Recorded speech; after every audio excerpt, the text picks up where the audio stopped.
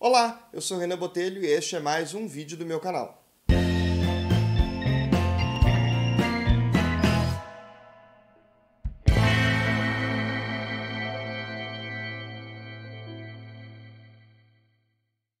Bom, esse vídeo é uma continuidade do primeiro vídeo do canal, que é o surgimento do teatro grego. Se você não viu esse vídeo, eu vou deixar linkado aqui no card. Assiste ele primeiro antes de assistir esse, que vai falar sobre um pedacinho que faltou, que foram os 3 períodos da comédia grega.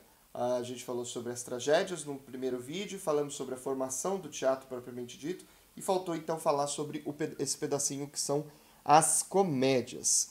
Diferente da tragédia grega, a comédia grega ela não tem um ponto de auge, assim. Ela tem 2, né, basicamente. O primeiro acontece com Aristófanes. O Aristófanes é o grande autor das comédias gregas e isso acontece meio que simultaneamente ao auge da tragédia grega, que foi o período de Sófocles e Eurípides, né? E o segundo momento da comédia grega se dá através, já lá na frente, no período helenístico, com o Menandro. São os 2 grandes nomes da tragédia em 2 períodos diferentes. Então, Aristófanes no primeiro, Aristófanes mesmo, acento agudo no O. É o primeiro grande autor de comédias e o Menandro é o outro grande autor de comédia. Eles não são contemporâneos, viveram em tempos bem diferentes. Por conta disso, a gente divide a comédia grega em 3 períodos. A comédia antiga, a comédia média e a comédia nova.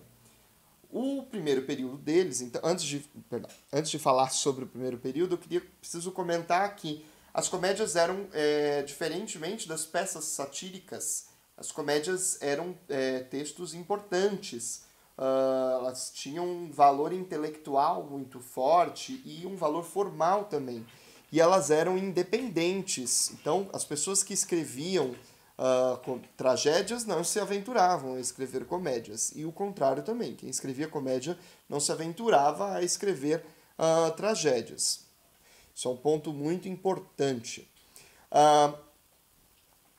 O Aristóteles ele fala pra gente na poética de um pouco sobre o surgimento da comédia. Embora ele não aborde muito esse período, ele não fale muito sobre ela na poética, a gente tem ali, ele afirma que a comédia grega, ela surge basicamente nas cerimônias fálicas para Dionísio e nas canções que eram muito comuns, canções satíricas mesmo que aconteciam ali na cidade. Então, se a gente tem a etimologia da palavra tragédia vindo de tragos, que significa bode, ou seja, ode ao bode, na comédia, a comédia vem de comus. Comus não era uma palavra de significado, comus era um evento, comus eram as orgias noturnas que aconteciam, nos quais os grandes cavalheiros da sociedade ateniense despojavam por alguns dias da sua dignidade em nome de Dionísio. Então, nessas grandes orgias noturnas, chamadas comus, eles saciavam a sua sede por bebidas, por dança e por amor. O pessoal na Grécia era bem liberal. Então, como eu havia dito, a tragédia é dividida pelos historiadores em 3 períodos. O primeiro período, como eu disse, é o período que traz o Aristófanes. O Aristófanes é o grande autor desse período. Há outros nomes importantes, por exemplo, Crates, Crátino e Eupólide, são outros 3 nomes, mas Aristófanes é realmente o grande autor do período. Se a gente fala em comédia antiga, a gente fala em Aristófanes, não tem como desvincular uma coisa da outra. A principal característica da comédia antiga é a caricatura, principalmente a caricatura política. Os textos são poucos, a gente tem pouco acesso a esses textos porque infelizmente eles se perderam ao longo da história. Muitos deles sequer chegaram ao período helenístico, ou seja, foram perdidas muito rapidamente, diferentemente das tragédias que sobreviveram. A gente tem poucos acessos, poucos textos completos, temos muitos fragmentos das comédias, isso inclusive do Menandro lá na frente, então a gente tem uma perca muito grande desse material, infelizmente.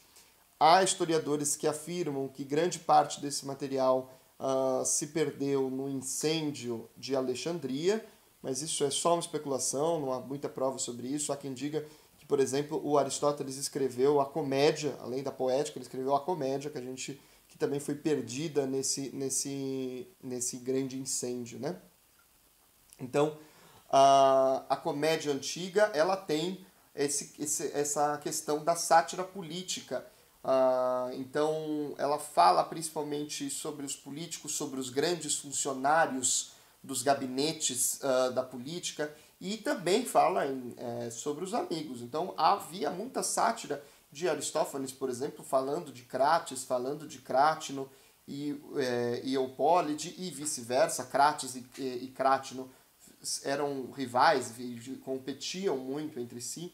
Então temos esse grande período, que é a comédia antiga. Depois desse período, que começa com a morte, após a morte do Aristófanes, vem o que os historiadores chamam de comédia média. Eles dividem a comédia em 3 períodos, porque a comédia média tem um abismo muito grande entre a comédia antiga e a comédia nova, então eles precisaram organizar isso em caixinhas e colocaram a comédia, criaram o conceito da comédia média. A comédia média, ela perde essa característica interessante da comédia grega, da sátira política, porque ela abandona a questão da sátira política e passa a falar sobre, a fazer piada e a fazer sátiras em cima da vida comum, né? Então, os cenários são trocados. Enquanto na comédia antiga nós temos os grandes gabinetes, nós temos os grandes políticos e até sátiras com os deuses propriamente dito, a gente na comédia média passa a fazer sátiras sobre os pequenos funcionários públicos, sobre os cidadãos que são bens de vidas, sobre as grandes cortesãs, as cortesãs famosas do período, sobre os fofoqueiros, os alcoviteiros. Então, ela perde essa grande característica de fazer piada com coisa importante, por assim dizer.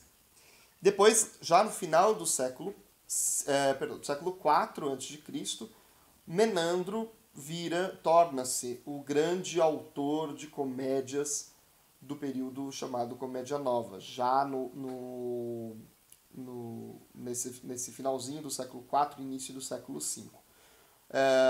O Menandro ele tem uma coisa que, ao invés dele deixa então de falar sobre essas coisas comuns do dia a dia e passa a pensar um pouco nas motivações de mudanças internas das personagens.